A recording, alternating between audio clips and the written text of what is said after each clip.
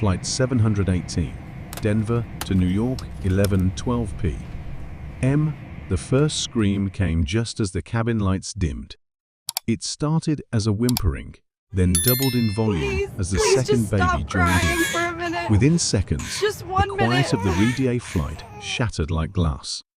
Emma Morgan clutched her twins closer, her arms trembling under their combined weight. Liam writhed, red-faced and furious.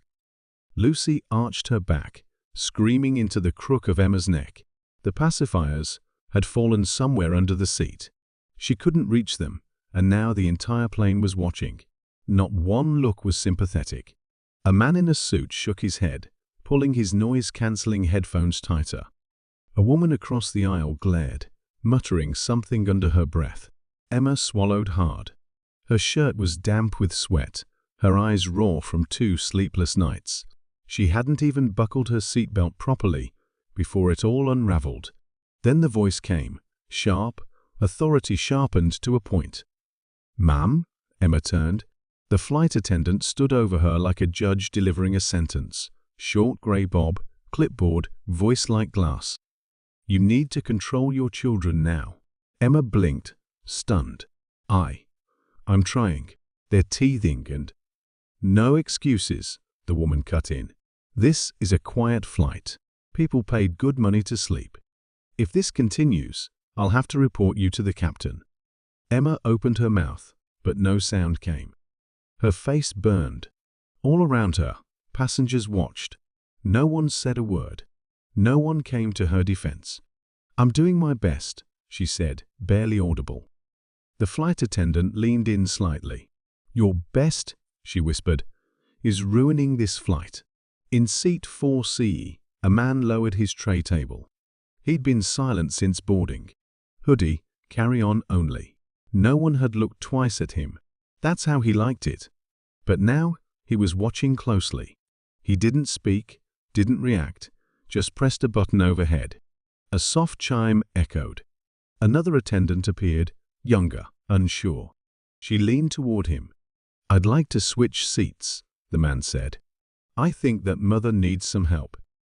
He didn't explain, didn't smile, just stood up, stepped into the aisle, and walked toward the noise the one to deal with, toward the mother everyone was avoiding. The aisle grew quiet as the man approached. Emma didn't look up. Her focus was locked on her babies, who now cried in turns like sirens out of sync. She barely noticed the shadow stopping beside her seat until a gentle voice cut through the noise. "Would it help if I held one of them?" She turned, startled. The man didn't look like most passengers. No suit, no briefcase, no flash. Just a calm expression and hands slightly outstretched. Emma hesitated. Every instinct told her not to trust strangers with her children, but Liam was slipping from her arm, and her body felt moments away from collapse. "I can take him," the man said, motioning gently toward Liam. She nodded without speaking. The man reached down, lifted Liam smoothly, and began rocking him in a steady rhythm. He didn't try to shush him, didn't talk in baby voices. He just held the boy with quiet confidence, letting the crying burn itself out. Within a minute, Liam's wails softened. Emma stared, wide-eyed. "How did you do that?" "I didn't," the man said. "He just needed a break." "So did you." Emma let out a shaky breath and leaned back, not because she was relaxed, but because she physically couldn't hold herself upright anymore. The younger flight attendant from earlier returned, noticing the silence. "Oh, wow," she said, surprised. "That's impressive." But the older attendant, the one who had scolded Emma, reappeared too. Her eyes narrowed. "Sir, passengers are not allowed to exchange seats mid-flight." "She didn't ask me to," the man replied calmly. "I offered." "It's against policy," the woman snapped. "Is it?" he said, meeting her eyes directly. "Because I know the policy handbook. I helped write it." The attendant's mouth opened, then closed again. Something in the way he stood still, confident, unapologetic, made her step back without another word. Emma looked between them, confused. The man caught her expression. "I'm Andrew," he said, shifting Liam gently in his arms. "And I work in aviation." He didn't say more, and Emma didn't ask. But the older flight attendant didn't return for the rest of the flight. For the first time since takeoff, the noise in the cabin faded. Liam rested against Andrew's chest, eyes fluttering shut. Lucy, still in Emma's arms, was calm too, sensing the stillness in her brother, or maybe just feeding off her mother's tension, finally dropping a notch. Emma wiped her face with the back of her sleeve.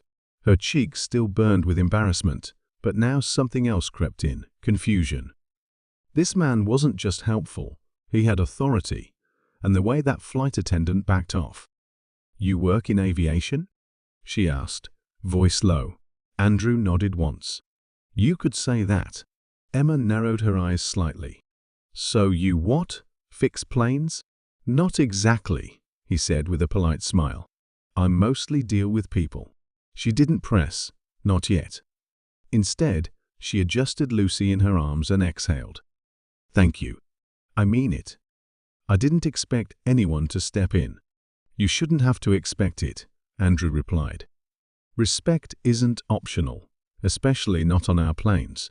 Emma caught it, but before she could ask more, the overhead speakers crackled to life. "Ladies and gentlemen, this is your captain speaking. We'll begin our descent into New York shortly. Please remain seated and fasten your seatbelts." Passengers began preparing to land. Emma looked down at the card Andrew had placed on her lap earlier, plain, simple, embossed with a name she didn't recognize, Andrew Clark. Underneath it, Executive Office, Clarion. Her breath caught. She looked up, startled. Andrew was already buckling Liam into her extra infant harness. His movements were careful, respectful. "You're with Clarion?" she asked slowly. "I am." Her voice dropped. "Are you their lawyer?" "We're like HR." Andrew met her eyes. No smile this time. "I'm the CEO." Emma froze.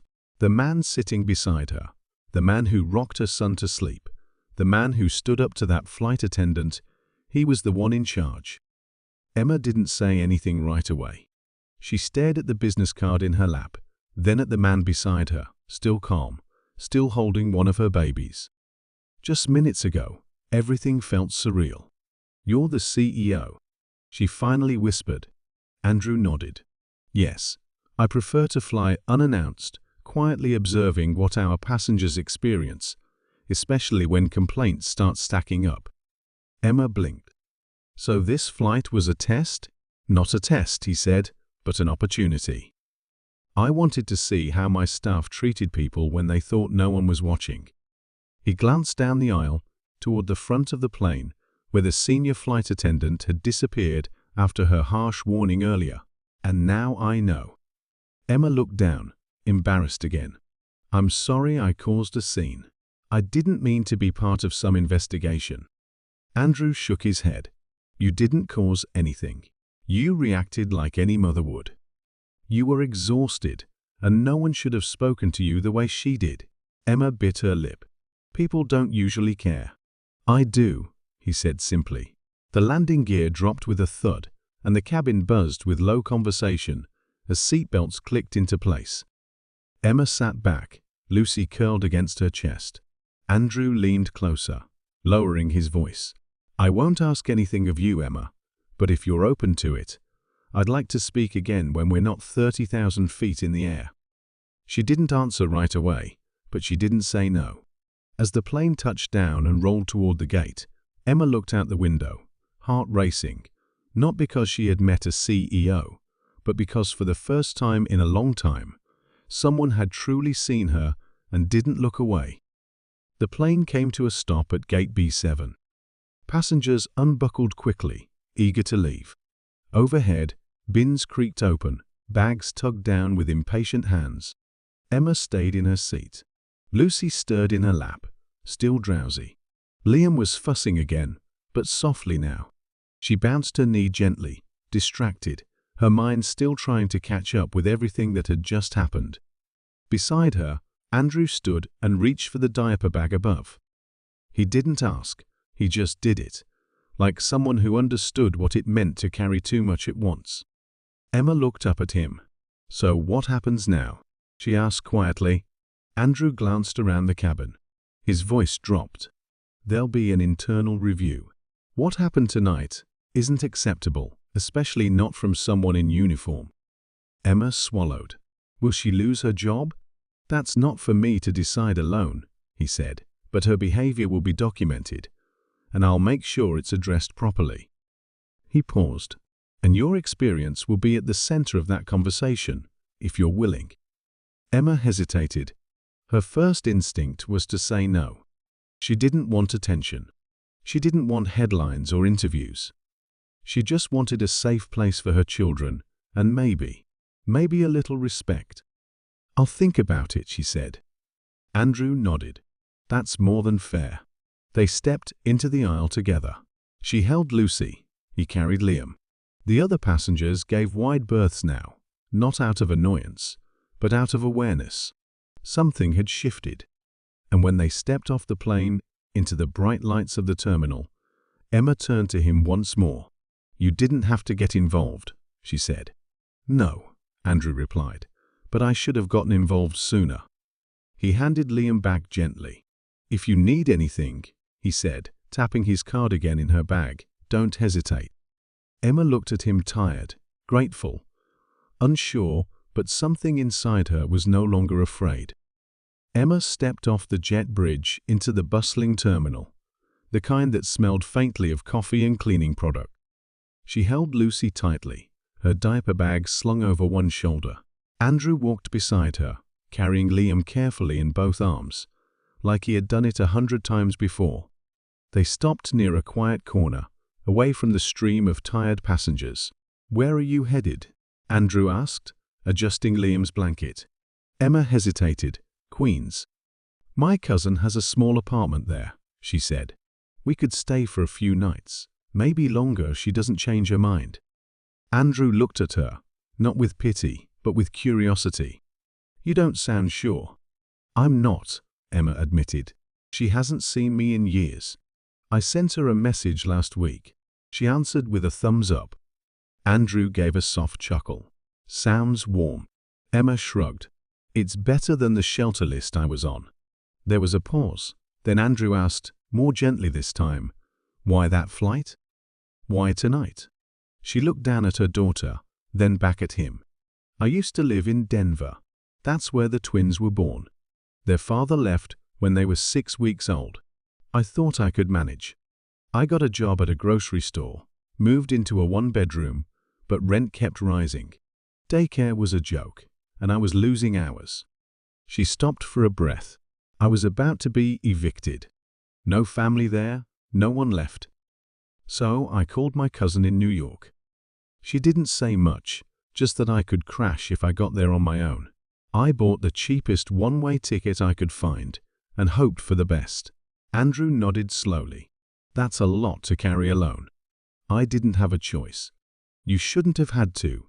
Emma didn't respond to that, but her eyes met his, and something passed between them, not charity, not guilt, just truth.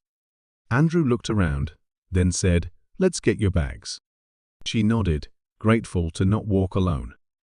The baggage claim area was crowded, noisy, and cold. Emma stood quietly beside Andrew, bouncing gently on her heels to keep Lucy calm. Liam had finally fallen asleep again, resting against her shoulder. When her worn-out duffel bag appeared on the carousel, faded, overstuffed, barely holding together, Andrew reached for it before she could move. "You don't have to." "I know," he said, lifting it with one hand, "but I want to." Emma let out a tired sigh. She was too drained to argue, and maybe too used to doing everything alone to know how to accept help easily. They walked in silence toward the exit. Outside, a line of taxis waited under yellow streetlights. "You sure she's expecting you tonight?" Andrew asked gently. Emma nodded once. "I texted from the plane. She didn't answer, but I'm hoping she's still up." Andrew raised a hand and flagged down a cab. The driver popped the trunk as Andrew placed the duffel inside carefully, then opened the rear door for Emma. She buckled the twins into the back seat, then turned to him. "Thank you for everything," she said. "I know you didn't have to get involved." Andrew looked at her, steady and quiet. "I didn't get involved because of my title, Emma. I got involved because what happened wasn't right, and because you mattered." She felt her throat tighten. For a second she couldn't speak. Andrew glanced down, then back up. "I'll let you get settled, but if your cousin's place doesn't work out, if you need anything, call that number. It's not just for show." Emma nodded slowly, then stepped into the cab. The door closed. The taxi pulled away. Andrew stood on the curb, hands in his pockets, watching until the taillights disappeared. The taxi slowed in front of a narrow brownstone in Jackson Heights. The building was old, its exterior cracked and stained by time. A dim porch light flickered weakly over a dented mailbox stuffed with flyers. Emma paid the driver with cash she couldn't afford to spend, then stepped out with one baby in her arms and the other strapped to her chest. She rang the bell twice. No answer. Her heart sank. She tried again, longer this time. Finally, the door creaked open. A tired voice asked from behind the chain lock. "Hi, Carla," Emma said, forcing a smile. "Sorry, it's late. The flight." "Yeah, I figured," Carla said, unlocking the chain with a sigh. "Come in, but keep them quiet, okay? My roommate has work in the morning." Emma stepped into a small, cluttered apartment. The air was thick with leftover food and stale cigarette smoke. Carla pointed to a small couch in the corner. "That's where you can sleep. It folds out, kind of." Emma sat down, her bag. The couch was covered in laundry and fast food wrappers. She didn't complain. She didn't have the energy. "Thanks for letting me stay," she said. Carla shrugged. "Just a couple nights, all right? I wasn't really expecting you to show up so soon." Emma nodded. She unwrapped the twins and laid them side by side on the folded blanket she spread over the cushions. Lucy let out a soft whimper, but didn't cry. Liam turned his head and fell back asleep almost immediately. She sat beside them and pulled her knees up to her chest, trying not to let the weight of the day collapse on her all at once. Across the city, Andrew sat alone in his office. The building was quiet. Everyone else had gone home hours ago. He scrolled through a report on his laptop, the preliminary complaint logs from Flight 718. The older flight attendant's name was already flagged by two other passengers who had overheard her comments to Emma. Andrew leaned back in his chair. His mind wasn't on the report. It was on the woman who had stepped onto his plane carrying two babies and no support, and walked off without asking him for a thing. He hadn't asked for her story out of politeness. He asked because he genuinely wanted to know, and she had told him without knowing who he was. That mattered more than he expected. The next morning, Emma woke on the edge of the couch, her neck stiff and her body aching from the unforgiving cushions. Lucy slept on her chest. Liam lay nearby, curled into the blanket she'd folded into a makeshift mattress. Carla had already left for work. The apartment was silent, except for the dull hum of an old refrigerator. Emma sat up slowly and checked her phone. Still no new messages, no job offers, no housing replies. She closed her eyes for a second, trying to stay calm. At least the twins had slept. That was something. Across the city, Andrew sat at his desk in a quiet corner office overlooking Midtown. He held a sheet of paper, a printed flight manifest from Flight 718. His assistant had pulled it for him after he requested the contact info, one passenger Emma Morgan. He'd found her name after reviewing the official customer service reports from the flight. The incident involving the senior flight attendant had been documented by two other passengers, and Emma's name was referenced in both. Andrew wasn't proud of looking her up, but something about the way she carried herself, the quiet strength, the refusal to ask for pity, had stuck with him, and he didn't want her to disappear into another forgotten report. He dialed the number. Emma picked up after the second ring. "Hello, Emma, it's Andrew from the flight." A pause. "Oh, Hi, I hope this isn't intrusive. I asked for your contact info through our passenger services team. I just wanted to check in. She didn't respond right away, then said softly, I wasn't expecting that. I understand, he said, but I meant what I said. If you need anything help finding housing, support, whatever it is, I want to help. There was another pause. Then, I'm on my way to a church pantry in Brooklyn. They sometimes have diapers. That's today's plan. Andrew stood. Can I meet you there? Emma hesitated. You don't have to. I know. I want to. 40 minutes later, Emma stepped through the side doors of a modest brick church in Brooklyn, pushing the stroller she'd borrowed from a neighbor in Carla's building. One of the front wheels shook every few steps. Inside, a folding table was already stacked with canned goods and formula samples. A few volunteers helped mothers fill paper bags. Andrew was waiting near the back, holding 2 cups of coffee. She blinked. You actually came. I told you I would. Emma walked toward him slowly, the stroller clicking with each uneven step. He handed her the coffee. I figured you didn't get much sleep. Not really, she said, taking it with a tired smile. But the twins did. Andrew glanced down at the babies, then back up.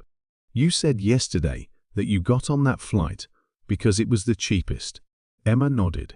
Yeah, cheapest one going far away. And now that you're here? She looked around the room, at the peeling paint, the quiet volunteers, the other mothers with tired eyes. I'm figuring it out, one day at a time. Andrew nodded thoughtfully. Maybe I can make that a little easier.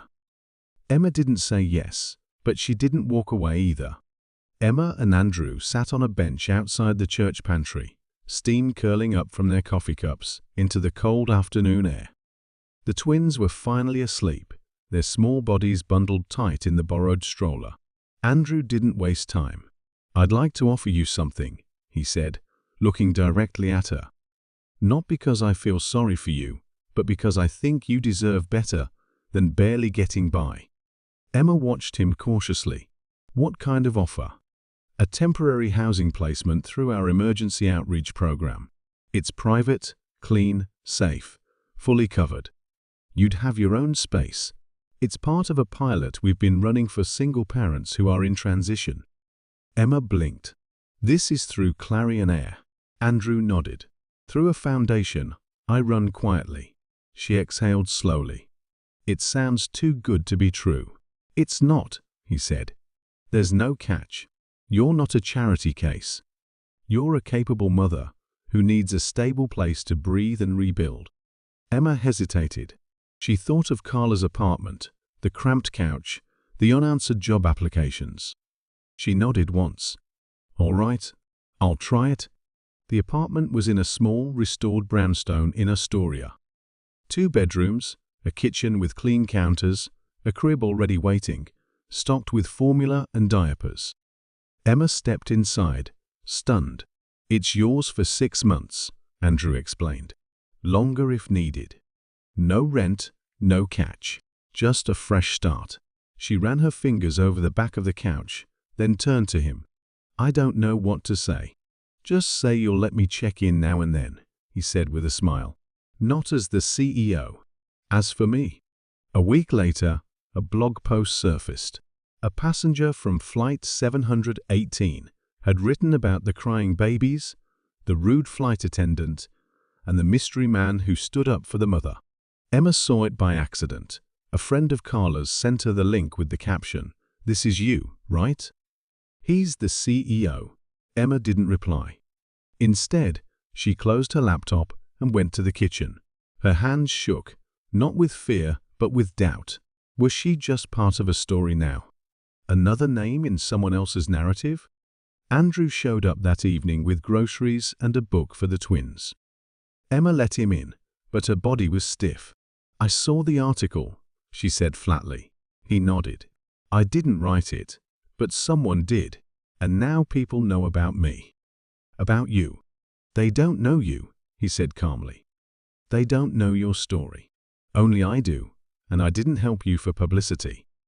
I helped you because I saw someone who reminded me of my own mother, someone who deserved a second chance." Emma stared at him. The fear, the pride, the protective wall, it all cracked. "And now?" she asked. "What am I to you now?" He stepped closer. "You're the strongest person I've met in years, and I'd like the chance to know you better, if you'll let me." Weeks passed. Emma started working part-time at a nearby non-profit. The twins got into daycare. The apartment felt like home. One evening, Andrew called. "I'm flying to D.C. tomorrow. Meetings, but I keep thinking about that flight." Emma smiled into the phone. "Still auditing your staff?" "No," he said. "Still thinking about a woman who didn't ask for help, but changed something in me when I saw her fight through a terrible night, with 2 crying babies and 0 support." Silence. Then he added, "Can I take you to dinner when I get back?" It was raining when Andrew showed up at Emma's apartment a week later. He didn't bring flowers. He brought soup and toy airplanes for the twins. They talked, laughed. She told him about a job interview. He told her about a bad meeting. And then, as she walked him to the door, he stopped. "Emma," he said softly, "I came on that flight to investigate a problem in my company. I left thinking about you instead." Her eyes didn't leave his. "I don't want to offer help anymore. I want to offer something more honest, a place beside me. Not because you need it, but because I can't stop thinking about who you are and how you've done everything alone and still stayed kind." Emma's throat tightened, but her voice was steady. "I'm not looking for someone to save me." Andrew smiled. "I'm not here to save you. I'm here to walk with you." She didn't answer with words.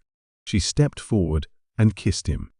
Months later, on a flight from JFK to Chicago, a baby began to cry.